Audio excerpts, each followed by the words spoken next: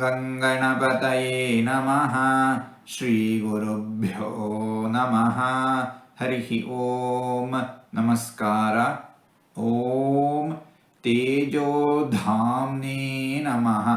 ಎಲ್ಲ ತೇಜಸ್ಸುಗಳಿಗೆ, ಪ್ರಕಾಶಗಳಿಗೆ, ಜ್ಯೋತಿಗಳಿಗೆ ಭಗವಂತ ವಾಸಸ್ಥಾನನಾಗಿದ್ದಾನೆ, ಆಶ್ರಯದಾತನಾಗಿದ್ದಾನೆ. ಸೂರ್ಯನಲ್ಲಿರುವ ಬೆಳಕು ಭಗವಂತನದ್ದು, ಅಗ್ನಿಯಲ್ಲಿರುವ ತೇಜಸ್ಸು ಭಗವಂತನದ್ದು, ಜ್ಞಾನಿಗಳಲ್ಲಿರುವ ಜ್ಞಾನ ಭಗವಂತನದ್ದು.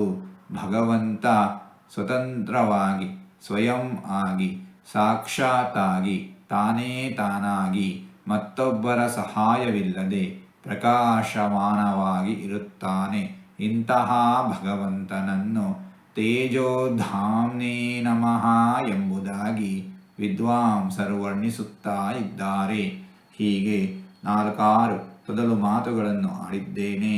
ಇದರಲ್ಲಿ ಏನಾದರೂ ತಪ್ಪುಗಳು ಇದ್ದರೆ ಆ ತಪ್ಪುಗಳನ್ನು ಬಿಟ್ಟು ಒಳ್ಳೆಯದು ಅಂತ ಏನಾದರೂ ಇದ್ದರೆ ಆ ಒಳ್ಳೆಯದನ್ನು ಮಾತ್ರ ಸ್ವೀಕರಿಸಬೇಕು ಅಂತ ಹೇಳಿ ಪ್ರಾರ್ಥನೆ. ಈ ನುಡಿಗಳನ್ನೆಲ್ಲ ಆಡಿಸಿದ ಭಗವಂತನಿಗೇ ಸರ್ವವೂ ಸಮರ್ಪಿತ. ಸರ್ವಂ ಶ್ರೀಕೃಷ್ಣಾರ್ಪಣಮಸ್ತು.